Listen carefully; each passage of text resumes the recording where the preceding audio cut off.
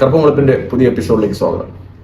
രാജ്യത്തെ പ്രഥമ പൗരയും നമ്മുടെ എല്ലാ ആരാധ്യയായ രാഷ്ട്ര പ്രസിഡന്റുമായ ശ്രീമതി ദ്രൗപദി മുർമു ഈ മാസം 19-ന് ശബരിമലയിൽ ദർശനം നടത്തുന്നു.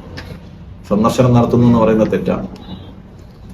ദർശനം നടത്താൻ വേണ്ടിയിട്ട് അവർ കേരളത്തിലോട്ട് വരുന്നു.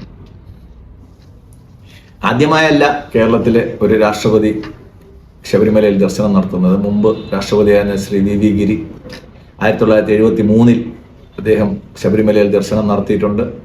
അദ്ദേഹം മുൻപ് കേരളത്തിൽ ഗവർണറായിരുന്നപ്പോഴത്തേക്കും അദ്ദേഹം ശബരിമലയിൽ ദർശനം നടത്തിയിട്ടുണ്ട്.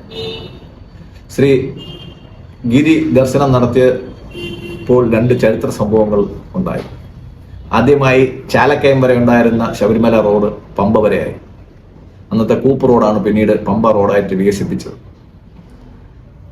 രണ്ടാമത്, ശാരീരിക അവശതകളുള്ളവർക്ക് ദർശനം നടത്താൻ വേണ്ടിയിട്ട് ആദ്യമായിട്ട് ഡോളി സമ്പ്രദായം കൊണ്ടുവന്നു. ശ്രീ വി ഗിരിയുടെ സന്ദർശനത്തോടെയാണ് ആ ഡോളി സമ്പ്രദായം ശബരിമലയിൽ വന്നത്. ഏറ്റവും പ്രധാനപ്പെട്ട ഒരു കാര്യം, ശ്രീമതി ദ്രൗപദി മുർമു ശബരിമലയിൽ വരുമ്പോഴത്തേക്ക് അവിടെ എത്തുന്ന ആദ്യ ഇന്ത്യൻ വനിതാ പ്രസിഡന്റ് കൂടെയാണ്.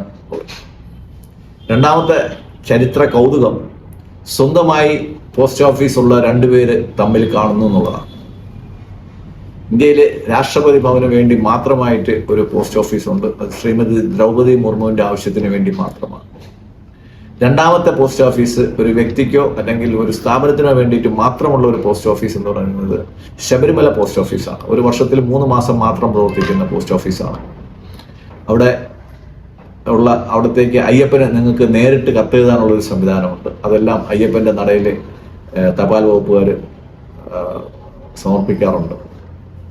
അപ്പോൾ സ്വന്തമായിട്ട് 2 പോസ്റ്റ് ഓഫീസ് മേൽവിലാസമുള്ള 2 പേരാണ്. ആ ശബരിമലയുടെ സ്റ്റാമ്പ്, തപാൽ സ്റ്റാമ്പ് ഞാൻ നിങ്ങൾക്ക് കൗതുകത്തോടെ കാണിക്കാം.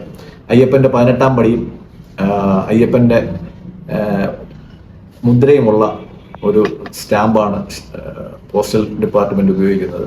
ആദ്യമായിട്ടായിരിക്കും പോസ്റ്റൽ ഡിപ്പാർട്ട്മെന്റ് ഒരു പ്രത്യേക മതവിഭാഗത്തിന്റെ ചിഹ്നം അവരുടെ തപാൽ മുദ്രയിൽ പതിപ്പിക്കുന്നത്. ഇപ്പോൾ 2 ദിവസം കേരളത്തിന്റെ അല്ല, ഇന്ത്യയുടെ മുഴുവൻ ശ്രദ്ധ ശബരിമലയിലോട്ട് തിരിയുന്ന 2 ദിവസങ്ങളായിരിക്കും. ഒരുപാട് ചരിത്രപരമായ പ്രഖ്യാപനങ്ങൾ ഉണ്ടാവാൻ സാധ്യതയുള്ള ഒരു സമയമാണ്. കേന്ദ്ര ഗവൺമെന്റുമായിട്ട് സംസ്ഥാനത്തെ അന്നത്തെ രാജപ്രമുഖൻ ഒപ്പുവെച്ച കവനന്റ് പ്രകാരമാണ് ഇത് കേന്ദ്ര സർക്കാരിനാണ് ശബരിമല ഉൾപ്പെടെയുള്ള അമ്പലങ്ങൾ ആദ്യം ട്രാൻസ്ഫർ ചെയ്യുന്നത്. അത് കഴിഞ്ഞ് കേരളം രൂപീകരിക്കുമ്പോഴത്തേക്കാണ് കേരളത്തിന്റെ ദേവസ്വം ബോർഡിന് ഈ ശബരിമല കയ്യിൽ വരുന്നത്. അപ്പോൾ ഇപ്പോഴും ശബരിമലയുടെ കസ്റ്റോഡിയൻ എന്ന് പറയുന്നത് രാഷ്ട്രപതി തന്നെയാണ്. അവർ നേരിട്ട് വന്ന് കാണുന്നുണ്ട്. ഇതിനകത്ത് ഒരു പ്രത്യേകതയും കൂടെ ഉണ്ട്. ശബരിമലയിൽ സ്ത്രീ പ്രവേശനം അനുവദിച്ചുകൊണ്ട് സുപ്രീം കോടതി ഇറക്കിയ ഉത്തരവനുസരിച്ചിട്ട് ഈ ശ്രീമതി ബിന്ദു അമ്മിണിയും കനകദുർഗ എന്ന രണ്ട് സ്ത്രീകൾ 50 വയസ്സിന് താഴെയുള്ളവർ ശബരിമലയിൽ ദർശനം നടത്തി. ഇന്നവരെവിടെയാണെന്ന് നമുക്കറിയത്തില്ല.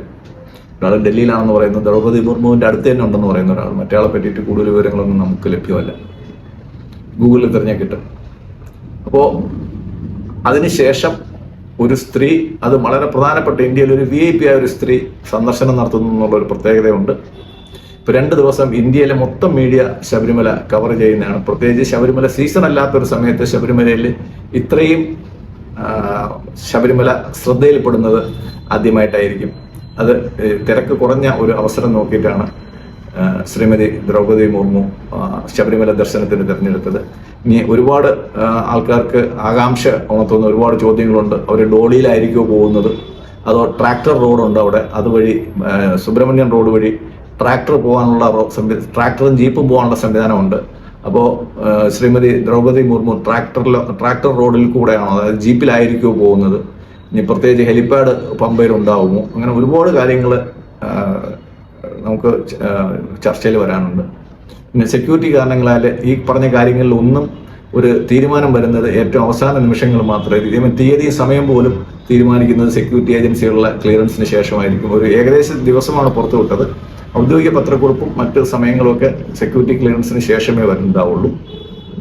എന്തായാലും രാഷ്ട്രത്തെ പ്രഥമ പൗര ശബരിമല സന്ദർശിക്കുന്നു എന്നുള്ളത് എല്ലാ മലയാളികൾക്കും അഭിമാനമുണ്ടാക്കുന്ന ഒരു കാര്യമാണ്.